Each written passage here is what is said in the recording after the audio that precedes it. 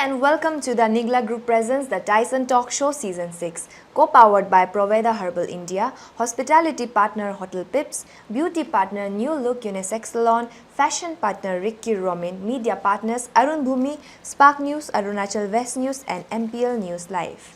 आज हमारे साथ है DC Papumpare, APCS Jiken Bonjin ji. Hello sir, how are you? Hello, I am fine. Thank you for giving this to me. Tyson Talk Show is a very popular show in our state, and I am privileged to be here today. Sir, we are honored to have you here. Thank you.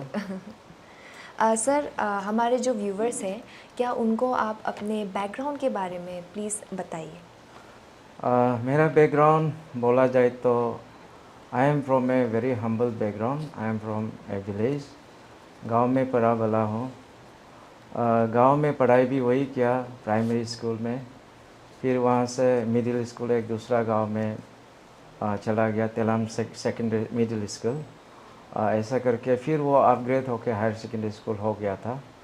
तो शुरुआत तो मैं अपना गांव primary school में पढ़ा. नारी village है मेरा, लोअर सियांग में अभी. तो वहाँ पे ऐसे कहा जाएगा तो स्कूल तो बहुत पुराना है, 1953 का इस्टाब्लिश्ड स्कूल है. फिर भी वहाँ में ऐसा था कि उतना फैसिलिटीज़ हम लोग को नहीं मिला. तो जब हम लोग पढ़ाई किया तो 1972 में हमने स्कूलिंग शुरू किया. तो 1972 में उस समय एक ट्रांजिशन पीरियड था कि मीडियम ऑफ इंस्ट्रक्शन उस समय जब हम एडमिट हुआ था, स्कूल में एडमिशन लिया था, तो 4-5 महीना में आसामीज़ मीडियम पढ़ा. उसका बाद ट्रांजिशन पीरियड में फिर इंग्लिश आ गया, तो फिर ABCD 1 to 2 पढ़ना शुरू किया. तो ऐसे करके मैं वहाँ पढ़ाई किया. तो क्लास 5 पास करने का बाद में हम लोग तेलाम जो है मिडिल स्कूल था उस समय, तो वहाँ चला गया, जो मेरा गांव से 7-8 किलोमीटर दूर में था. लेकिन आपको मान के चलिए उस ज़माने में जैसे कि 76 है, 75 है, तो उसमें रास्ता या ऐसे रोड फैसिलिटीज़, गाड़ी घोड़ा को कोई फैसिलिटी नहीं था. तो हम लोग गांव से वॉकिंग करके तेलाम स्कूल तक जाता था. तो ऐसा करके हम लोगों ने ना बिजली, ना उस समय इलेक्ट्रिसिटी या रोड, ऐसे में पढ़ाई शुरू किया था. और वहाँ स्कूल में जाके मेरा ये था कि एडमिशन लिया. एडमिशन लेने का बाद गांव से निकल के अपना माँ पिताजी को छोड़ के तो बहुत होम सिक होता था. ये एक प्रॉब्लम हमको मिला. और अनफॉर्चुनेटली हम बोलेगा कि हमको जो हॉस्टल में सीट मिला था, हम लोग तो कच्चा घर से शुरू किया वहाँ स्कूल में, हॉस्टल में. तो जो हॉस्टल में सीट मिला तो दरवाज़ा का जो गेट का सामने हमको मिल गया था. और वो तो ठीक है, लेकिन पानी वगैरह लीकेज ज़्यादा था. तो हम रोता था, मतलब प्रॉब्लम. तो पिताजी को बोल के पिताजी अपना गांव से उनका लेबर लेके आके छत को रिपेयर किया, थोड़ा सा इधर उधर मेंटेनेंस करके तब से हम पढ़ाई शुरू किया. तो ऐसे करके पढ़ते गया. तो उस समय तो हमको लगता है कि that was the finest moment in our life as a student. क्योंकि उस समय ये था कि ऑल द टीचर्स जो बहुत ड्यूटीफुल था और सिंसियर था. तो उस समय पे पढ़ाई करके हम लोगों को लगा कि ये असली पढ़ाई यही है. क्योंकि हम गांव से आया, माहौल अलग था, दूसरा स्कूल में आया, तो उसमें वहाँ का लोकेलिटी का दूसरा गांव का स्कूल का स्टूडेंट आके हमको थोड़ा और ब्रॉडर आउटलुक मिला. तो ऐसा करके शुरू में तो गांव से निकल के वहाँ रेलवे स्टेशन का सामने था. तो शुरू में तो थोड़ा सा मतलब टाइम भी ऐसे निकल गया कि कभी कभी गांव से ट्रेन आता था तो उसको देखने के लिए फिर बाज़ार वहाँ लगता था सैटरडे में. ऐसे करके शुरू में हमको थोड़ा सा टाइम ऐसे निकल गया. फिर बाद में क्योंकि हॉस्टल में थोड़ा डिसिप्लिन, टाइम टेबल मेंटेन करना, बड़ा एक मॉनिटर होता था, करता था. बाद में परफेक्ट भी बोलता था उसको. तो स्कूल का जो वार्डन है या हॉस्टल सुपरिटेंडेंट बोलता था, वो लोग बहुत स्ट्रिक्ट थे. तो हम लोग को एक ट्रैक में लाया, डिसिप्लिन लाइफ में लाया. तो गांव से निकल के वहाँ से थोड़ा सा कॉन्शियस हो गया कि पढ़ाई में ध्यान देना है.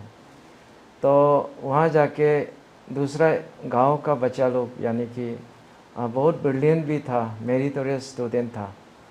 अभी भी कोई कोई लोग हम लोग का कंटेम्प्रेरी हायर पोस्ट में है, इवन ऑल इंडिया सर्विस में इंडक्शन होके बैठा हुआ है। तो ऐसे करके वहाँ कॉन्शियसनेस आया, कंपटीशन शुरू हुआ। तो ऐसा करके मेरा मिडिल स्कूल का वही तेलाम गवर्नमेंट मिडिल स्कूल में ख़त्म किया। फिर जब हम लोग क्लास 8 पास किया तो वो स्कूल जो है मिडिल स्कूल से सेकेंडरी स्कूल अपग्रेड हो गया। तो उसी में हम लोग फर्स्ट बैच मिला। तो उसमें फिर वहाँ वो स्कूल से थोड़ा एक जगह में शिफ्टिंग होके वहाँ अच्छा से हम लोग का जो टीचर था या हॉस्टल सुपरिटेंडेंट था, अच्छा सा स्ट्रिक्ट हेडमास्टर आए। ऐसा करके हम लोग को बहुत डिसिप्लिन में ला के कम्पिटिटिव मतलब ट्रेंड में लेके हम लोग को और होशियार बनाया। ऐसा करके हम लोगों ने क्लास 10 भी वही से 1983 में हम लोग फर्स्ट बैच पास किया था। फिर वहाँ से हमको पासीघाट जाना पड़ा क्योंकि हायर सेकेंडरी स्कूल वहाँ नहीं था। तो पासीघाट उस समय ईस्ट सियांग में हम लोग था, तो डिस्ट्रिक्ट हेडक्वार्टर था वहाँ पासीघाट में जाके। क्योंकि तेलाम सेकेंडरी और मिडिल स्कूल में हम लोग कच्चा घर में हॉस्टल में पढ़ता था। तो पासीघाट में जाके हमको एक अलग सा माहौल लगा। तो ऑल द इंफ्रास्ट्रक्चर, तो एसपीटी बिल्डिंग था। फिर वहाँ से अलग अलग ब्लॉक से अलग अलग सर्कल से स्टूडेंट आके वहाँ एक मतलब एक डिस्ट्रिक्ट लेवल में एक स्कूल होता था। तो उसमें फिर एक एक्सपोजर मिला हमको, तो अलग माहौल मिला, अलग एक्सपोजर मिला। तो ऐसे करके हमने हायर सेकेंडरी स्कूल जो है 11-12 वहाँ पास करके 1985 में हमको फिर वही पासीघाट में कॉलेज था उस समय जैन कॉलेज जो कॉलेज था वही एक पॉपुलर कॉलेज था। तो वहाँ में पढ़ाई हम लोगों ने किया। तो ऐसे करके 1987 में ग्रेजुएशन लेके वहाँ से हम कॉलेज का स्टूडेंट मतलब यानी कि ग्रेजुएशन पढ़ाई करके वहाँ से फिर ग्रेजुएशन हो गया।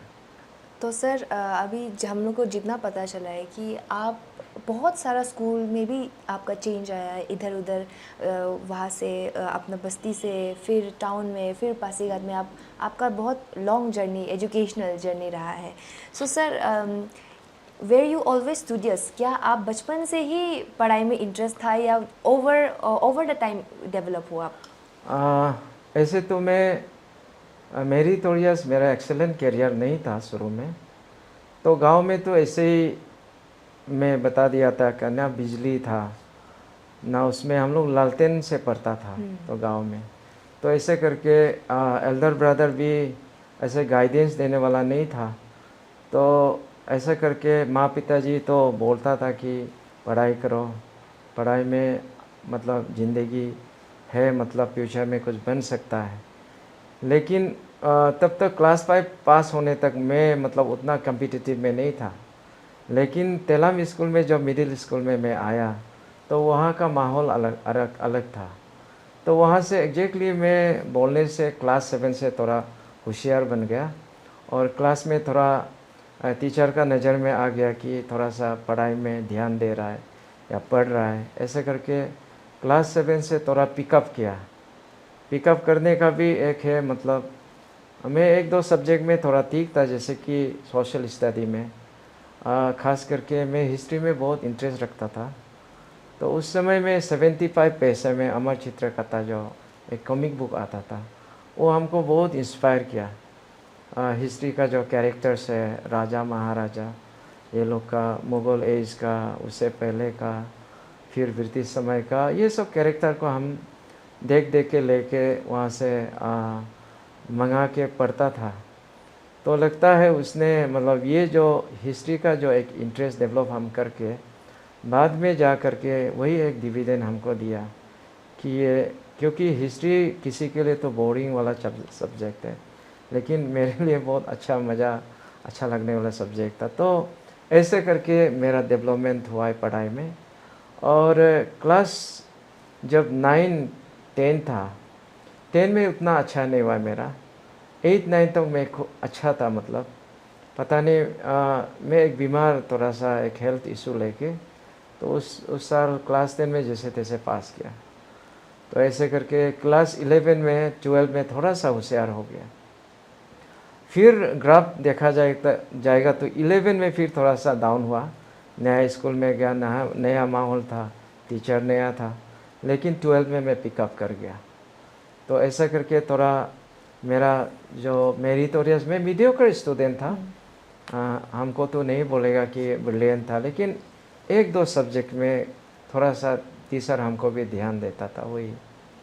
तो सर क्या हम लोग ये मान सकते हैं कि आपने जैसे बोला कि you were mediocre student, average student था, तो आपका मेहनत का वजह से, because of your hard work, वो आपको और थोड़ा पुश मिला? हाँ, मैं मानता हूँ कि मैं हार्ड वर्कर है। फिर मैं सिंसियरली ऑनेस्टली पढ़ाई किया है, क्योंकि हमको जाके आगे कुछ बनना है, ये सोचता था मैं। तो बता दूँ कि छोटा समय में कभी प्राइमरी स्कूल में एक दिन मुझे मेरा टीचर ने पूछा था कि बेटा बड़ा होके तुम क्या बनोगे। तो उस समय तो हमको मालूम नहीं था कि ये सब ऑफिसर्स है। तो हम लोग का गांव में 74 में सर्कल ऑफिस खोल गया था। तो उसमें सीओ साहब को देखता था। फिर उसमें सीओ साहब का जो रोल था बहुत देसिंग, मतलब एक्टिव, ऐसे करके law and order maintenance, Assam boundary का इशू रहता था।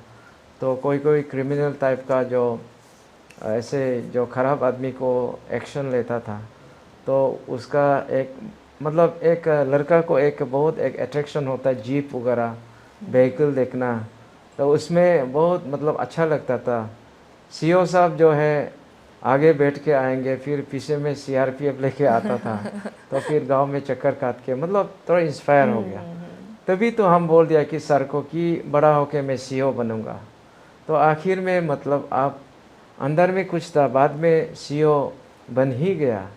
तो इसलिए एक सपना देखना है, सपना को साकार करने के लिए मेहनत भी करना है। तो मैं वही था कि मैं एक ऑफिसर बनूंगा, लेकिन अ, अभी सोचता हूँ कि थोड़ा बड़ा ऑफिसर भी बोलने से वो भी मिल जाना था शायद। मैं आईएएस ऑफिसर बनूंगा ना आईपीएस बनूंगा या ऑल इंडिया सर्विस में, वो पता ही नहीं था। तो ऐसा करके मेरा वो करियर शुरू हुआ था। तो मेहनत तो मैं बहुत किया, क्योंकि हमने बताया आपको कि ना मैं एमए किया, ना मेरा ऐसे फर्दर स्टडीज़ हुआ। ग्रेजुएशन करके लकीली ऐसा हो गया कि जहाँ तक कभी कभी होता है किसी किसी बहुत समय अनएम्प्लॉयड रहना पड़ता था, वो अनफॉर्चुनेटली मेरा फॉर्चुनेटली हमारा ऐसा नहीं हुआ। तो जब ग्रेजुएशन हुआ उसी समय एक एडवर्टाइजमेंट आ गया था। तो जूनियर टीचर का एडवर्टाइजमेंट आ गया था। तो हम लोग 87 ग्रेजुएट जितना भी था, शायद 80% 70% हम लोगों का साथी लोग अप्लाई किया। अप्लाई करने का बाद अभी लगने से वही वॉक इन इंटरव्यू था, रिटेन तो नहीं था। तो ईटानगर में नाहरलगुन में आके डीपीआई ऑफिस, तो डायरेक्टर नहीं बोलता तो उस समय डीपीआई, तो वहाँ में इंटरव्यू दिया हम लोगों ने। तो इंटरव्यू में वही था कि बोर्ड मेंबर्स था, एक टेबल ब्लैक बोर्ड था, उसका बाद एक सब्जेक्ट देता था। क्योंकि हम पॉलिटिकल साइंस और हिस्ट्री बैकग्राउंड से था, तो हमको पॉलिटिकल साइंस का एक क्वेश्चन दिया, हिस्ट्री का एक दिया, फिर वहाँ बोर्ड में लिख के फिर हम उसको पढ़ाना था। ऐसा करके प्रैक्टिकल भी हुआ। बाद में luckily I got selected in that interview. तो मेरा अनएम्प्लॉयमेंट का इशू नहीं रहा लकीली। तो उसका बाद में हम टीचर में ज्वाइन होके लकीली एक स्कूल में असम अरुणाचल का बाउंड्री में, तो हमको एक पोस्टिंग मिला। तो वहाँ में और मेरा दो साथियाँ, मतलब कॉलेज बैचमेट जो, उनको भी तीनों को हम लोग को मिला। वहाँ हम काम करना शुरू किया था। तो सर आपका बचपन से ही आपका एम्बिशन था कि आपको ऑफिसर ही बनना है? मैं वही मतलब अनकॉन्शियसली शायद मैं बोला भी होगा, लेकिन अंदर से वही देखता था कि ऑफिसर, सर्कल ऑफिसर को जब देखता था इंस्पायर होता था। जी। कि मैं भी उनका तरह एक दिन पढ़ लिख के बनूँ। तो I was inspired by the circle officer. तो इंस्पिरेशन से मैं भी एक बना लिया कि I should do hard work, मेहनत करना है ईमानदारी से। चलो फेल हो जाओ लेकिन अनफेयर मिस मेरा कभी नहीं होना है। ये मैंने दिल से एकदम थाम के, मतलब I was confident also, determine also that I will not do any unfair miss and I will try my best. तो ऐसा करके हमने शुरू से ही एक ऑफिसर बनेगा तो एक्चुअली जो देखा उसी को बोला, अदरवाइज ऐसे तो बचा है नहीं जानता था कि क्या क्या ऑफिसर है। सर आपने बताया कि आप एक टीचर भी थे, आप ऑफिसर से पहले एपीसीएस सिविल सर्विसेज में आने से पहले यू वर अ टीचर। तो सर उसका ट्रांजिशन आपने कैसे लिया टीचर से सिविल सर्विस का? ये ऐसा हुआ था कि जब मैं टीचिंग किया, मैं बता दूं कि मेरा अटेम्प्ट तो फर्स्ट अटेम्प्ट में मेरा नहीं हुआ, सेकेंड अटेम्प्ट में भी नहीं हुआ, थर्ड अटेम्प्ट में सिविल सर्विसेज में क्रैक किया। वो भी गांव में बैठ के बाल बच्चा होके ड्यूटी करके। ग्रेजुएशन होने का तो 8 साल का बाद में गांव में बैठ के मैं नया नया लड़का लोग का साथ में compete किया। तो मेरा बैच में मैं सबसे ओल्डेस्ट हूँ। तो ऐसे करके टीचर से जो सिविल सर्विस में जो ट्रांजिशन पीरियड मेरे लिए एक एक्साइटमेंट था, क्योंकि ऐसे तो रोल को तो थोड़ा सा मालूम है कि गांव में देखा भी है कि एडमिनिस्ट्रेशन का ये है। खास करके हमको लगता था लॉ एंड ऑर्डर, चोर को पकड़ना है, बदमाश लोग को थोड़ा ठीक करना है, बाउंड्री प्रॉब्लम को देखना है, ये सब सोचता था। लेकिन सिविल सर्विस में मल्टीफेरस वर्क है ना। अभी देखा गया तो एवरीथिंग जो है सिविल सर्विसेज में आ रहा है, तो उसमें हमको टीचर से डायरेक्ट एडमिनिस्ट्रेशन में जाने में थोड़ा तकलीफ तो लगा है। तो I will share you my first day as a civil servant. तो हमको जब 1995 अगस्त में जब हमको पोस्टिंग मिला सगाली के लिए, सगाली भी पापुमपारे डिस्ट्रिक्ट में है, तो वहाँ में गया तो एक्चुअली दैट टाइम अगस्त का महीना था, तो उसमें बारिश ज़्यादा होता था। तो गांव में भी हम बहुत तकलीफ़ से यहाँ तक पहुँचाए, क्योंकि आसाम से होकर के हमको आना था। तो असम में फ्लड वगैरह हुआ था बहुत। तो रास्ता इतना, मतलब कभी रिक्शा में चला, फिर कभी बस में चला, कभी जीप में चल के ईटानगर पहुँचा जैसे तैसे। नेक्स्ट दिन हमको जाना था सगाली में भी एपीएसटी, मैं वही बोलूँगा एपीएसटी को थैंक यू। जब गाड़ी गुड़ा नहीं था तो एक्चुअली हम बाइक लेने के लिए कोशिश किया था अपना, तो नहीं हो पाया। तो एपीएसटी बस में चढ़ के सगाली में हमको रास्ता में बहुत बार तकलीफ हुआ, धक्का धुक्की, मतलब लैंडस्लाइड था। वहाँ पहुँच के देखा है तो एक दिन हम ज्वाइन करने का बाद में एसडीओ का रूम में चला गया। एसडीओ सर को मैंने ज्वाइनिंग रिपोर्ट देखे, फिर हमको एक क्लर्क ने एक रूम में ले गया। तो वहाँ में गया तो हम तो एक माहौल से आया कि टीचर का कॉमन रूम है वहाँ, तो वो माहौल से आके हमको एक चैम्बर मिल गया। तो हमको इतना एक्साइटेड हुआ कि हमको एक रिवॉल्विंग चेयर भी मिल गया, एक चैम्बर मिल गया। वहाँ में ऑफिसर का जो मिनिमम फैसिलिटीज़ होता था वो चैम्बर में मिल गया। तो I was so much excited ना।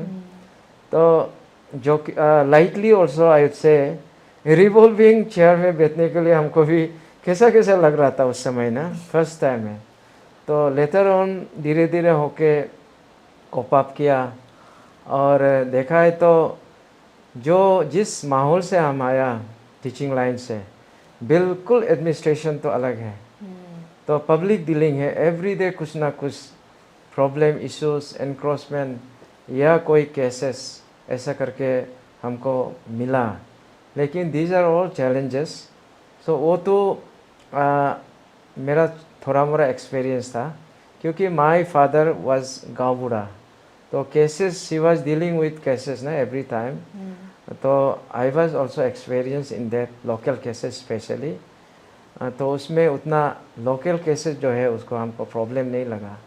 लेकिन जो पुलिस केसेस है, जो कोर्ट का केसेस है, because I have to learn new things. IPC है, CRPC है, प्रोसीजर है. That was difficult for me because we are not trained. I am not from judicial service background, legal student नहीं है, फिर उसके लिए थोड़ा सा हमको तकलीफ लगा. अदरवाइज धीरे धीरे तो आपका पिकअप कर लिया. आई थिंक सर बहुत सारा लोग को आपसे रिलेट कर पाएगा if they go to a certain place, उनका नया ऑफिस में, वो नया माहौल में, ऑब्वियसली वो एक्साइटमेंट तो आई थिंक हर नया ऑफिसर का अंदर तो ज़रूर होगा. जी जी. ऑन दैट नोट अभी हम लोग हमारे जो निगला कॉफ़ी ब्रेक है, we are going to take it and let's watch our sponsors add.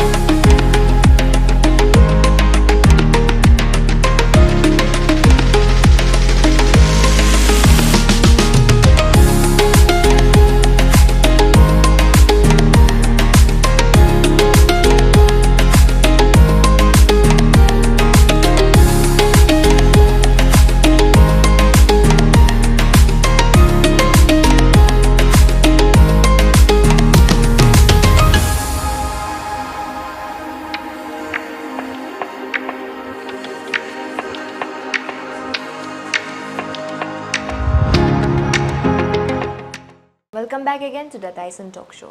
Moving forward with our interview, sir जैसे पता हम सबको पता है कि being a civil service officer बहुत सारा डिफरेंट डिस्ट्रिक्ट्स में जाके आप लोग को काम करना पड़ता है. So sir any particular challenge that you have faced? ऐसे तो बहुत इंसिडेंट या ऐसे चैलेंजेस आया, लेकिन मैं दो चीज़ को बताना चाहूँगा. तो आपको मालूम है जो फर्स्ट पोस्टिंग मेरे सागली में हुआ था, तो 1998 में एक बड़ा सा फ्लड आया था, क्लाउड बर्स्ट होके. तो उसमें डिजास्टर को हमने फेस किया. तो उस समय में हम जो है सर्कल ऑफिसर था, तो मेरा सीनियर जो है SDO, बीच में कोई नहीं था. तो अचानक वन मॉर्निंग फाइन मॉर्निंग में इतना क्लाउड बर्स्ट हो गया, फिर इतना पानी आ गया, फिर सब रास्ता ख़त्म, सब पानी बिजली ख़त्म. तो उसमें हम लोग का जो है बहुत चैलेंजेस आया था हाउ टू मैनेज ना. तो पहले हुआ था पानी का प्रॉब्लम, बिजली का प्रॉब्लम, एकोमोडेशन का प्रॉब्लम, फिर आफ्टर 1 वीक राशन का प्रॉब्लम, फिर मेडिकल का प्रॉब्लम, फिर एवैक्यूएशन का प्रॉब्लम. ऐसे करके हम लोगों ने सब मिल के सगाली में फाइट किया था. ऐसे करके बाद में हम लोग रेस्टोर किया. वो इंसिडेंट था, उसमें जान भी चला गया है किसी किसी का अनफॉर्चुनेटली. तो नेक्स्ट जो है मैं सगाली से कुरुंगको में चला गया कि दामिन बोल के एक अब इंटीरियर आउटपोस्ट बॉर्डर पोस्टिंग है. तो सर्कल ऑफिसर में होके गया था. तो मैं गया तो जुलाई का महीना था. तो लकीली उस समय सोटी था, हम लोग जीरो से एक हेलीपैड से सोटी में जाता था. तो उस समय हमको खबर मिला है कि देयर दिस मेडिकल जो बीमार का जो एपिडेमिक टाइप का चल रहा है बोल के हमको मेडिकल टीम को भी ले जाना था. तो एक डॉक्टर साथ में गया. उसके बाद हम दोनों हेलीकॉप्टर में जाके दामिन लैंड किया. दामिन लैंड करके जुलाई का महीना था. फिर हमको पर्सिपालो दामिन से आना था, जो एक दिन का फुल पैदल मार्च है. तो उसमें हमको फर्स्ट टाइम है सगाली से पैदल मार्च का उतना एक्सपीरियंस नहीं था, या उतना हमको मतलब एक्लेमेटाइज नहीं था. तो उसमें वहाँ से निकल गया पर्सिपालो के लिए दामिन में. तो उसमें हमको बहुत तकलीफ़ लगा. तो पर्सिपालो नहीं पहुँच के हम पागम बोल के एक जगह वहाँ सो गया था. That was Saturday.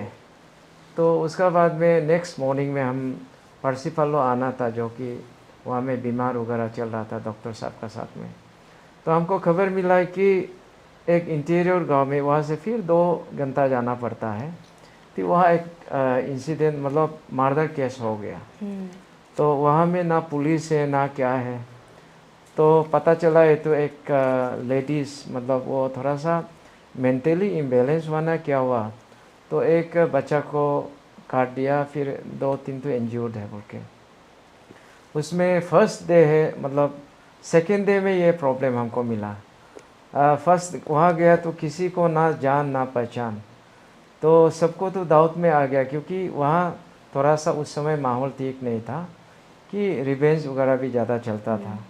तो हम पूछा है कि वो इन्फॉर्मर को, मतलब खबर देने वाला को, तो क्या मतलब वो जो मर्डरर को जो उसको अरेस्ट किया है क्या, न पकड़ के रखा? हाँ, वो जो फैमिली जो है पकड़ के रख, विक्टिम का फैमिली पकड़ के रख दिया।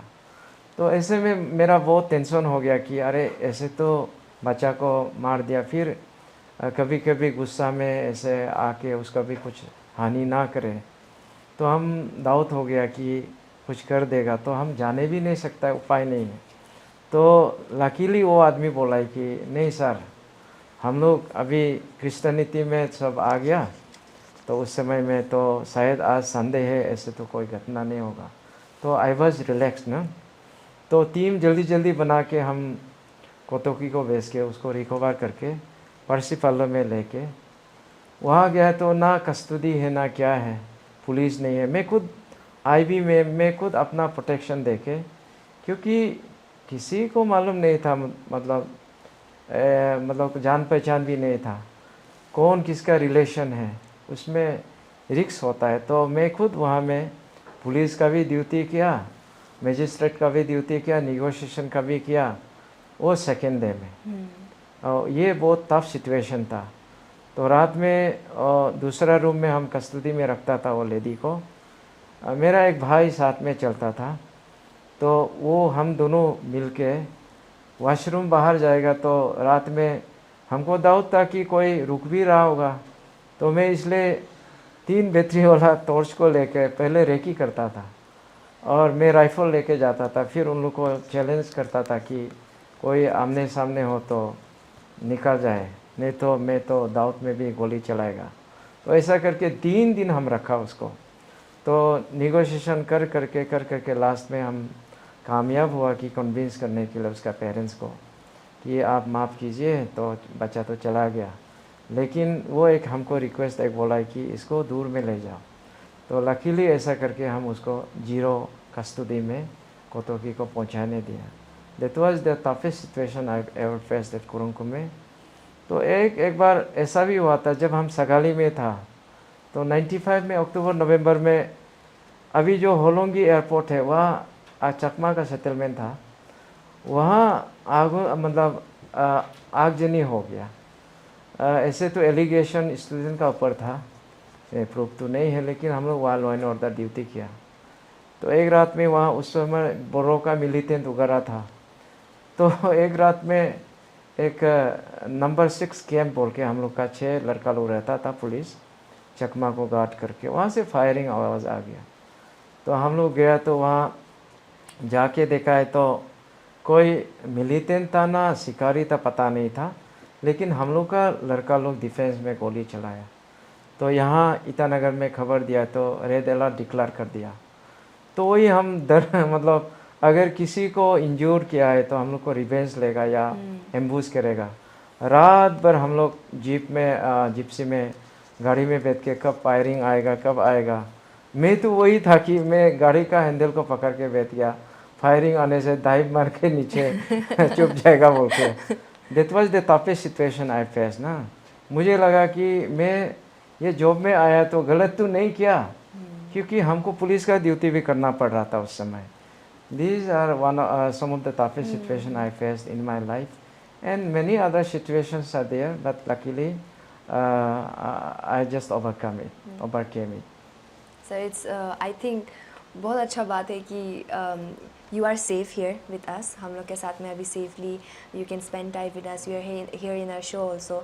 सो कहीं ना कहीं it's all destiny, everything is based on destiny and faith. Sir you are also considered as one of the most favorite and most humble officers, and so sir you are one of the longest serving EAC of ICR. Yes. तो sir उस समय में जब आप जब as a magistrate सर्व कर रहे थे ICR में एज द EAC, उस समय में एक पर्टिकुलर अचीवमेंट जिसको आप अभी तक याद है? Thank you for the compliment. आपने हम्बल बोल के रिमार्क हमको कॉम्प्लीमेंट किया, थैंक यू सो मच। तो हम्बल बोलने से तो मैं अपब्रिंगिंग से हुआ है, तो पेरेंट को थैंक यू देता हूँ। तो ऐसे करके यहाँ मैं ईटानगर ईएसी जो है 2012 में आया, 2012 से 2018, तो उस समय one of the longest serving EACs. तो यहाँ भी बहुत काम किया। तो फर्स्ट 2 इयर्स स्ट्रगल किया, क्योंकि आदमी को समझने में, मेरा नेचर उन लोग हमको जानने में, तो ऐसे करके 2 साल स्ट्रगल किया। फाइनली मैं पब्लिक को शायद जीत पाया। मेरे में पब्लिक लोग कॉन्फिडेंट था कि ये थोड़ा सा मतलब हेल्पफुल है, इम्पार्शियल है, जो भी प्रॉब्लम उनका पास जो सॉल्यूशन होता है या जो भी वो मदद कर सकता है वो करता है। एंड हम्बल बोलने से वही है कि I am here to serve the people. Serving people is a mission for me. It is in my nature also कि पब्लिक को हम मदद करना चाहिए। At least people approach the officers in order to take help from us. तो हम लोग उसको मतलब उसका प्रॉब्लम को नहीं सुन के उनका सर्विसेज नहीं दे के अगर उसको हम लोग कोऑपरेट नहीं करेगा, मदद नहीं करेगा, तो हम लोग का मकसद ही नहीं है, मतलब उसमें हम लोग का जो मोटो है डिफीट हो जाता है। तो I use to entertain every visitors in my room. If there are seats, they are allowed to sit, and if their seat is limited, I will allow them to stand. Especially during the hot summer, AC का अंदर में खड़ा करना। And मेरा जो यहाँ memorable जो हमने 1-2 काम किया सोचने वाला, द हाईवे एंड एविक्शन जो 2017 में हमको एक सौंपा था कि हाईवे एविक्शन का, तो उसमें एज एस्टेट ऑफिसर हमने काम किया। तो माई डीसी जो हमको इंटरेस्ट किया कि शायद हमको एस्टेट ऑफिसर बोलने से Itanagar EAC was estate officer, and for that matter ADC Itanagar is also estate officer, but ADC को शायद काम को नहीं सौंप के हमको दिया। तो हम यही था कि हमने बहुत मेहनत किया।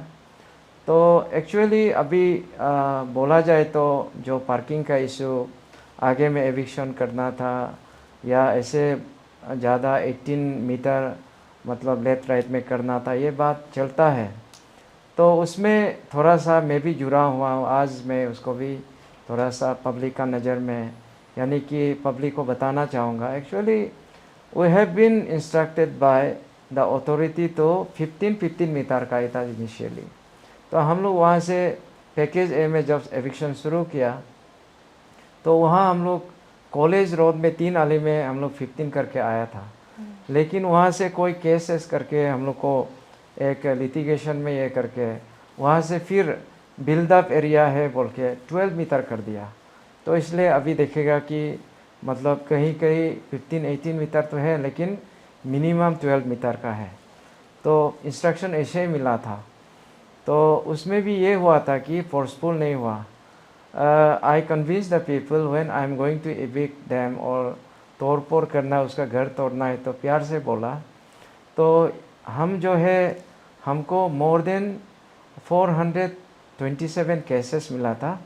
तो ऐसे में हमने अपना तरफ से भी एक्स्ट्रा स्टाफ लगा के फाइल बनाया, समन इशू किया, हियरिंग करके वी वर्क वेरी हार्ड ना, तो प्रोसेस में लाने के लिए। डायरेक्ट तो तोड़ नहीं सकता है।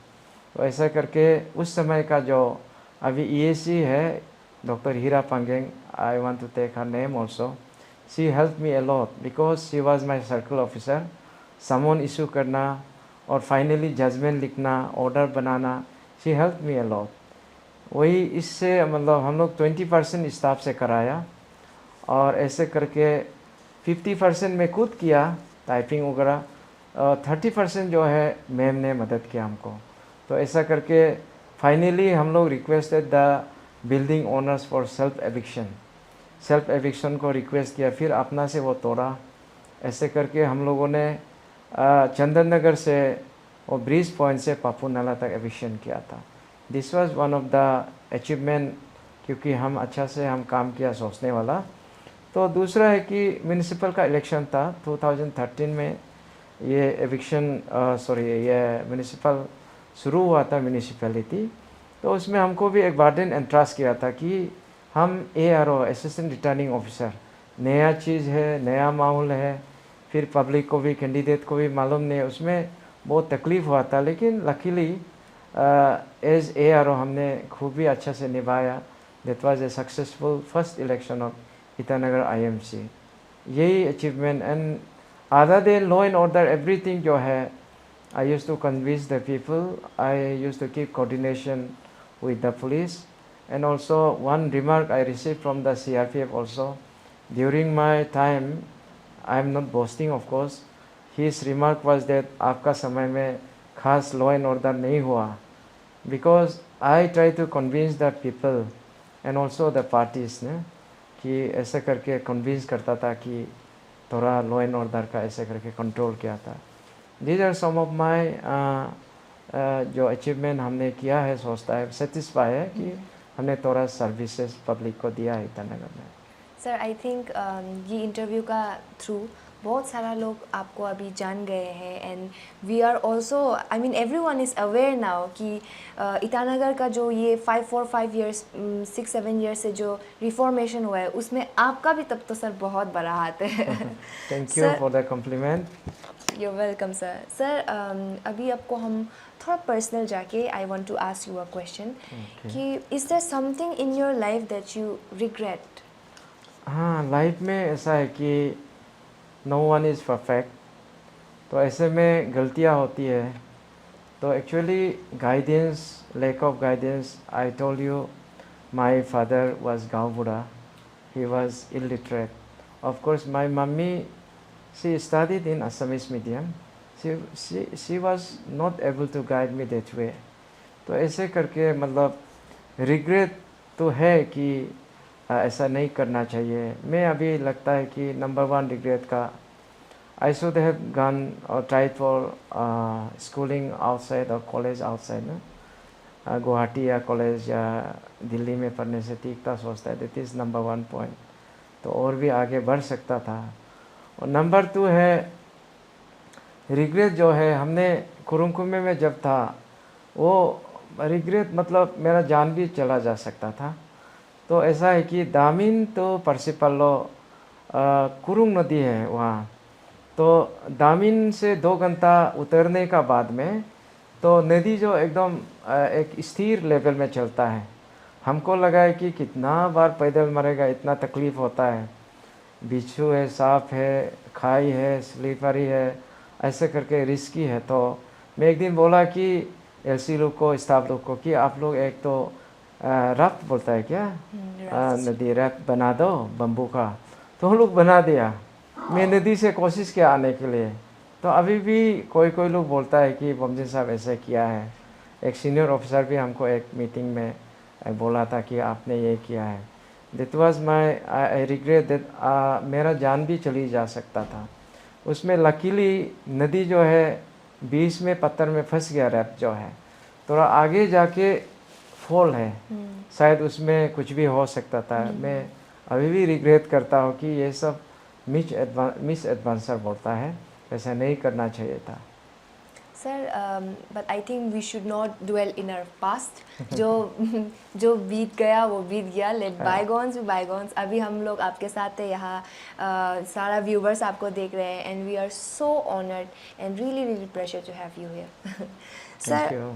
Sir I want to ask you, अभी मॉडर्न ज़माना में बहुत सारा different kind of new modern problems आ रहा है, स्पेशली ICR में drug addiction it's very much prevalent.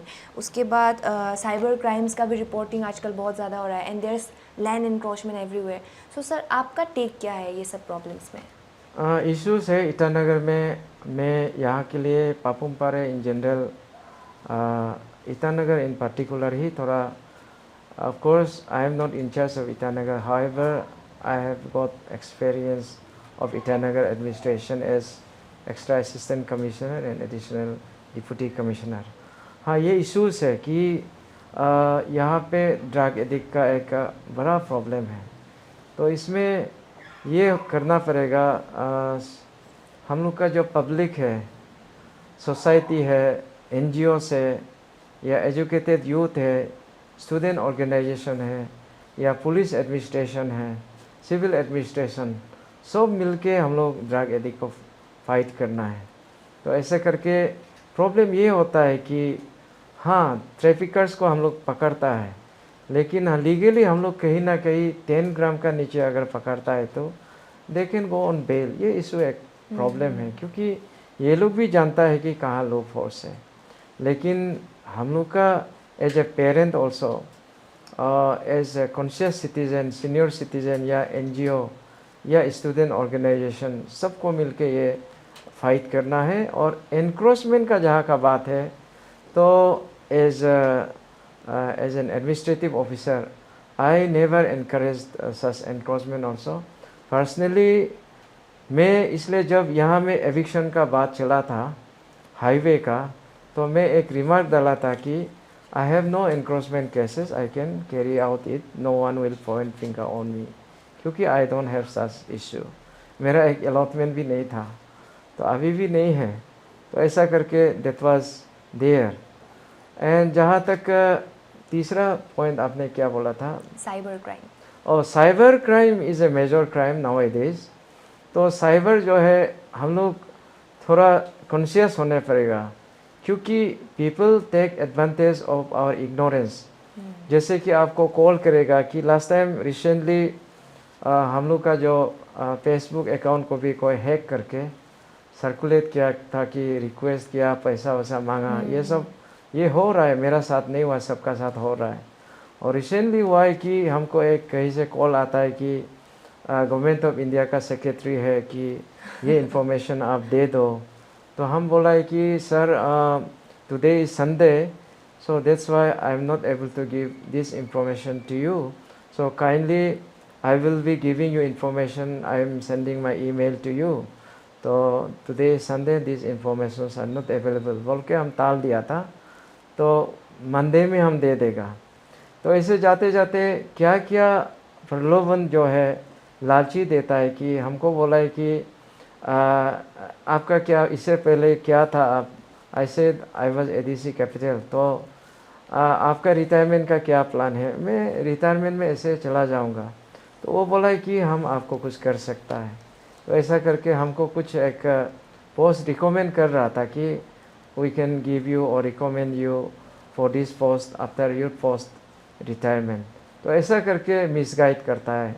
Letter on I came to know that this are all fact, क्योंकि हमको पता चल गया था कि संडे में इतना बड़ा मिनिस्ट्री से कोई कॉल नहीं आएगा। तो कॉल आएगा तो सेक्रेटरी एक डीसी को नहीं आएगा गवर्नमेंट ऑफ इंडिया से, वो आएगा डिप्टी सेक्रेटरी या पीएस या ऐसे करके कोई आएगा। डायरेक्ट सेक्रेटरी सर तो हमको कॉल नहीं करेगा। सो आई वांट टू आप लोग को भी मतलब एक क्वेश्चन करना चाहूँगा कि सर साइबर क्राइम चल रहा है, तो उसको तो हम लोग कॉन्शियसनेस और थोड़ा सा जो हम लोग का जो फैसिलिटीज़ है फेसबुक में या इंस्टाग्राम में या ऐसे जो व्हाट्सएप ग्रुप में, थोड़ा सा कॉन्शियस होना पड़ेगा कि हमारा जो अकाउंट को कोई यूज़ कर रहा है क्या। तो ऐसा करने से लकीली हम लोग बच सकता है। तो टेम्पटेशन तो बहुत देता है, तो ओवरकम करना चाहिए। सर अभी हम लोग since we are almost at the end of our episode, आप टाइसन टॉक शो के व्यूअर्स को कुछ मैसेज देना चाहेंगे? Tyson Talk Show, this is a very good platform. I thank you for this privilege. Tyson Talk Show से हम लोग का एजुकेटेड यूथ जो एस्पायरेंट कैंडिडेट्स है, आपका करियर में जो हम लोग एक्सपीरियंस शेयर कर रहा है, तो उसको आप देख के यहाँ से बेनिफिट उठा सकता है। क्योंकि हम लोग सब तो जीरो से शुरू करने वाला है, तो लेकिन वो है कि in order to achieve something you have to strive hard, and तो without burning midnight oil you cannot succeed in life. तो इसलिए have a dream, work hard, try to achieve the dream. Without working hard dream को नहीं पाएगा। तो इसलिए Tyson talk show is a very good platform to vent out our feelings, our sharing our experiences. जो इसको हमेशा visit करेगा या देखेगा उसका फ़ायदा होगा. With these few words, I thank you. Thank you so much, sir. Sir, from the family of Tyson Talk Show, we have a small token of love. Thank you so much. Thank you so much, sir, for coming, and Thank we you. are really privileged to have you here. And I wish you all the best आपका future endeavors के लिए, and I hope that you will always stay healthy and happy. Thank you so much. Thank you. Thank you, sir. So this is the end of our today's episode. See you next time.